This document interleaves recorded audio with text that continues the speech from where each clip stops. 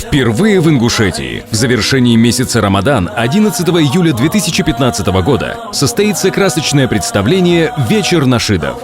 В программе мероприятия выступления известных исполнителей нашидов из Дагестана и Ингушетии, ифтар на 1000 человек, выступления известных лиц и многое другое. Организаторами мероприятия выступают Фонд социальной поддержки населения «Солидарность» и культурно-просветительский центр «СДЭЛ» под эгидой администрации главы Республики Ингушетия и Духовного центра мусульман Ингушетии при поддержке волонтерского движения «Сподвижники добра». Информационные партнеры – радио «Ангушт» и НТРК «Ингушетия». Рекламным спонсором мероприятия выступает рекламный центр «Эталон». Целью и задачами проекта являются духовно-нравственное воспитание населения, укрепление единства ингушского общества, создание атмосферы праздника и семейного отдыха. Внимание! Количество мест ограничено. Спешите заказывать билеты по телефону 8 928 729 12 22. Все вырученные средства пойдут на благотворительность.